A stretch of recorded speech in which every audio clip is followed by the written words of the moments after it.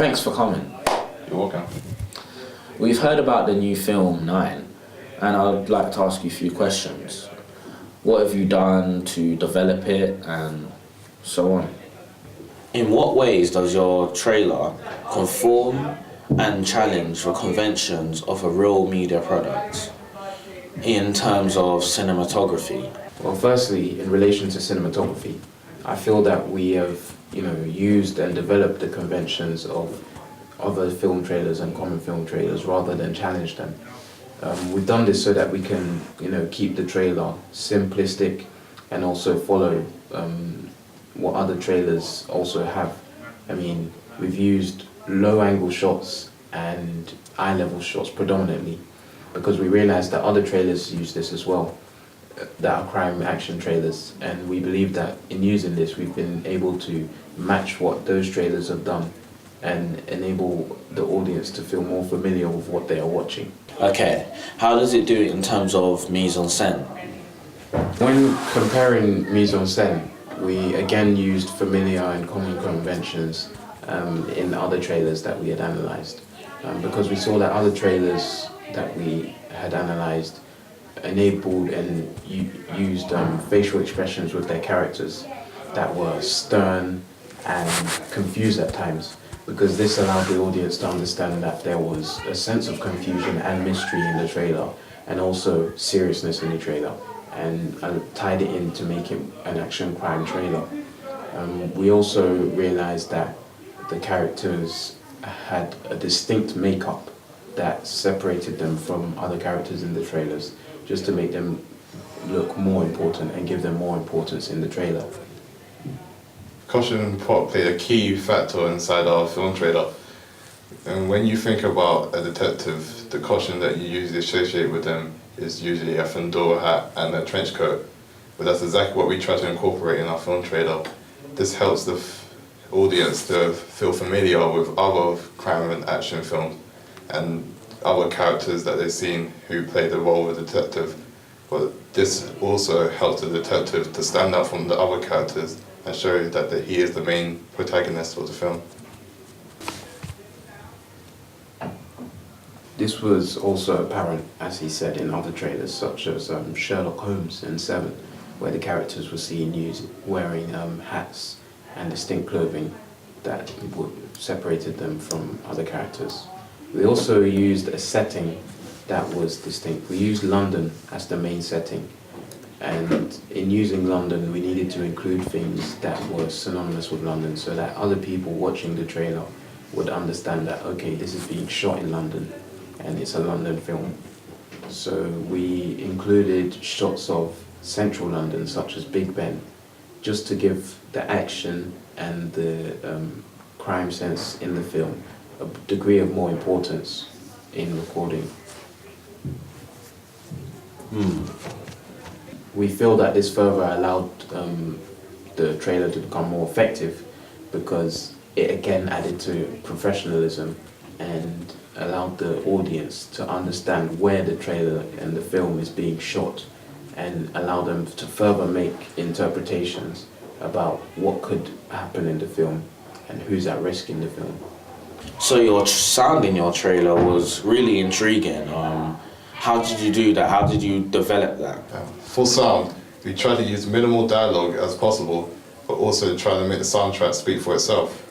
We try to use voiceovers from other characters throughout the film so that it can help the audience to know what the story is about.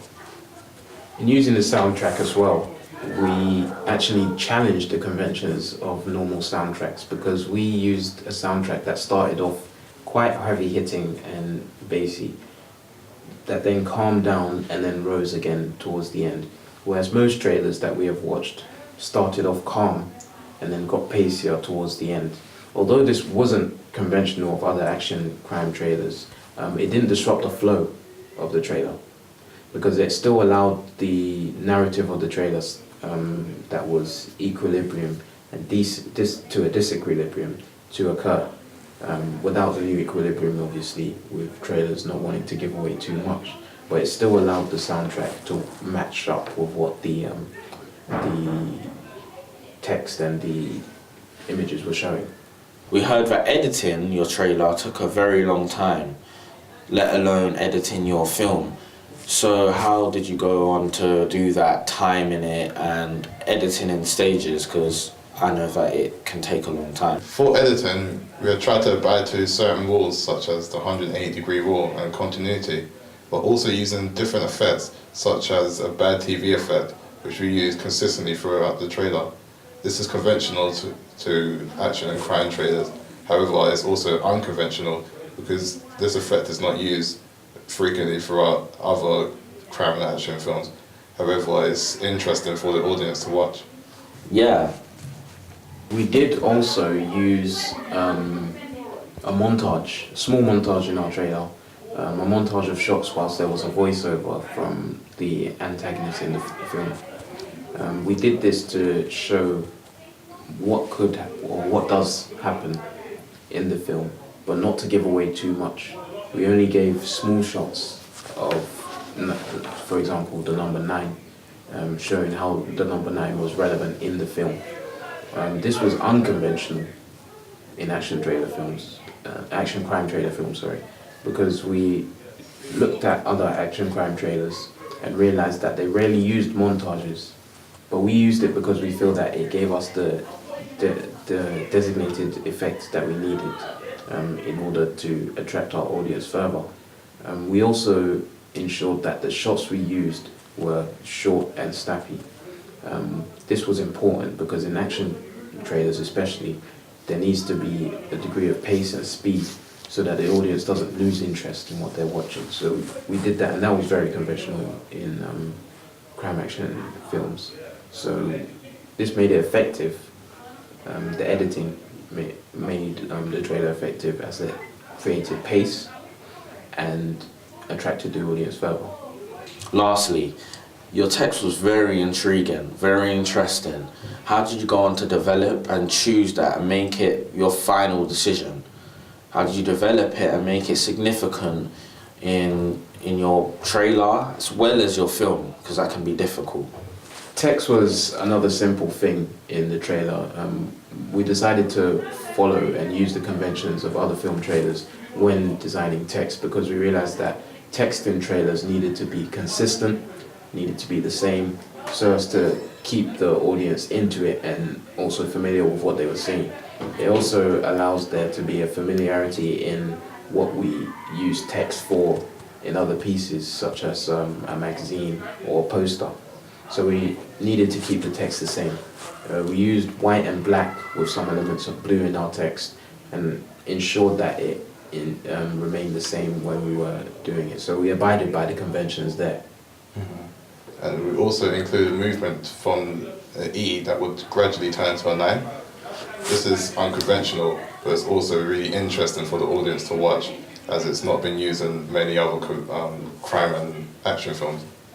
Also, the repetition of the E that would turn into a 9 also helps to emphasize the meaning of the 9 and what it has to our film. And that importance just allowed us to attract the audience even further and allowed them to become more in sync with what they were seeing, so that they knew that the number 9 really did have more importance in the film trailer. And the repetition of the number added another effect to the trailer and just, added that level of professionalism in what we were doing. Thank you for coming. I'd like to see you again sometime, and all the best of luck with the film and other projects you go on to do.